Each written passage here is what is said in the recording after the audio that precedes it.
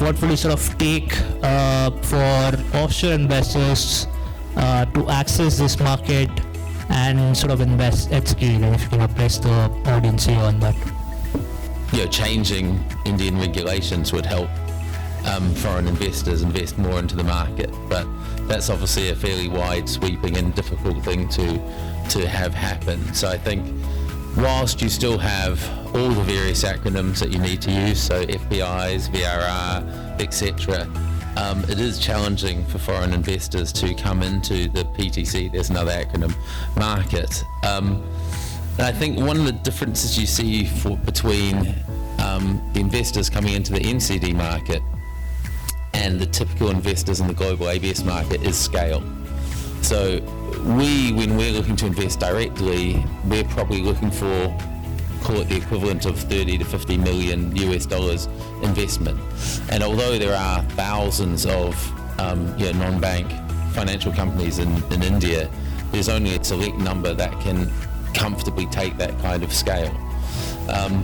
And the challenge that we've had is, even once we got confident with the various acronyms and the way that we could access the market, and having an FPI or using an access route into that investment, you then had the issue that you had a significantly smaller market that you could choose to invest with.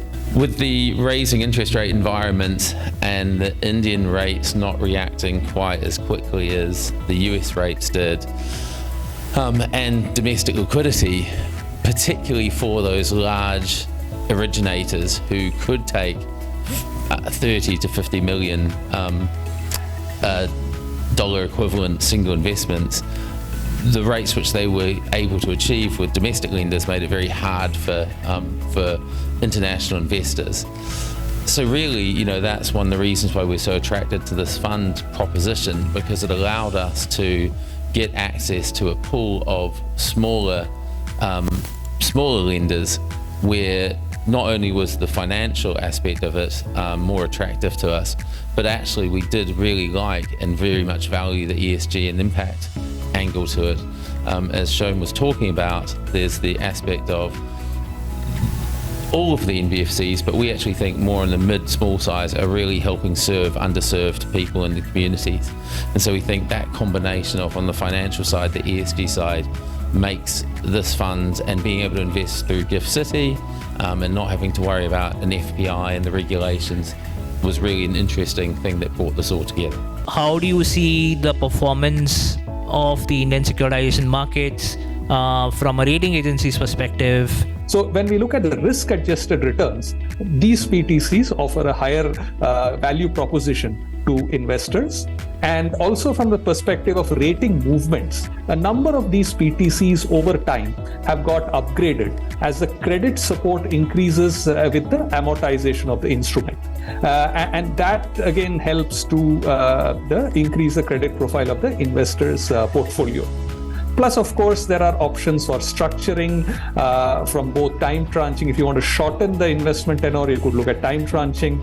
If you want to increase your tenor, you can look at replenishing structures or prepayment absorbing tranches. So those options are there. And we believe, all in all, with the focus of increasing number of investors as well as originators in this space, we expect the market to actually increase in volumes in the days ahead, with both investors, originators, number of transactions, asset classes, as well as innovative structures coming into the picture. So we are quite optimistic about this space in the years to come. One of the questions which we would want to catch is the fact that Viraf has your investments from M&G Catalyst Fund, which is an ESG focused fund. Over the years, we have seen the asset segment with ESG focus increasing significantly. We want to check in terms of how does your fund and ESG priorities are met through this investments.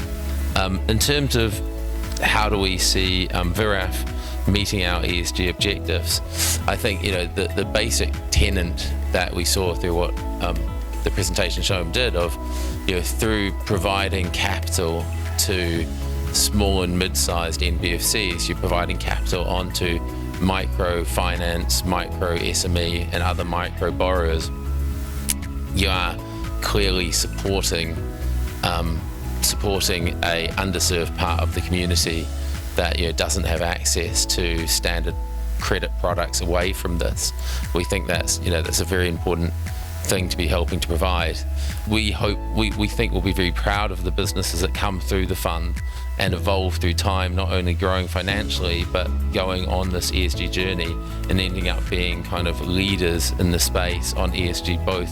We understand IFC has a lot of developmental and impact focused, some of them being on capital market development, financial inclusion, creation of job, etc. We want to get your perspective in terms of how do you see some of these impact areas being met through VIRAF? When we are doing VIRAF-like structures, we actually support the mid-sized and the small NBFCs to access capital markets, again obviously for funding MSMEs, but this mid-sized NBFCs are ones who have a more difficult time to access capital, especially the capital markets, right? By investing in them, we're doing two things. One is that we are boosting up the confidence in these NBFCs and giving them a greater platform to raise more funding. And secondly, I think we are also creating a track record in the capital markets of these entities and how they are, they will have a track record in terms of how their portfolio is performing. That will open up greater markets to them, right?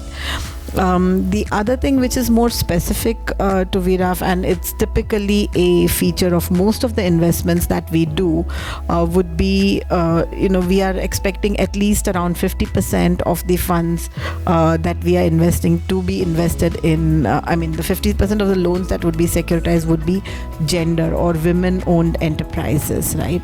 And that again will, as the kind of message goes from the fund to the originator, they will originate more women-oriented loans, right? How do you see this from an issuer perspective, and what's in for them to sort of look at issuing and being part of a journey of VIRAF and participating in the securitization markets through issuance of PTCs? Now, specifically for originators of a smaller scale who are into, I would say, not too many years into operations or having a large vintage, a number of them face challenges in terms of both funding access as well as funding cost. For them, if they look at the PTC kind of option or securitization, they can reach out to a broader set of investors through this avenue.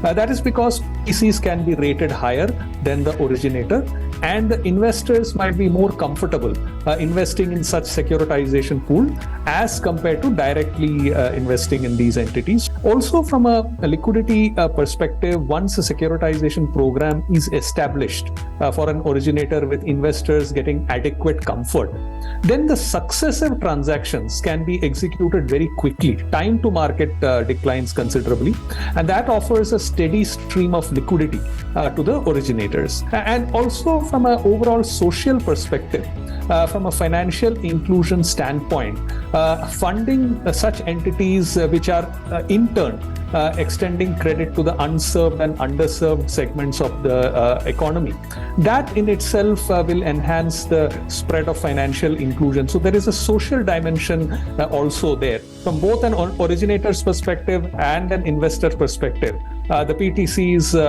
look to be a win-win product for both constituencies. Since we are on GIFT, and what would it sort of take for us to sort of come back more often to this jurisdiction in terms of, and how do you see IFSC as now a mature jurisdiction, and how do you sort of compare now with other jurisdictions like Mauritius and Singapore? When you look at a finance center, you need to have buzz and you need to have resources. Always a first challenge, I'm sure, when you're advising a client, who will move to GIFT and what is the incentive for a person to be there. I think there's a lot being done on the education and bringing some of the global campuses onshore. So I think you will start seeing some of the homegrown talent and global campuses which will attract those professionals, and I think that will go a long way in really building GIFT into a real developed finance center, which is already happening.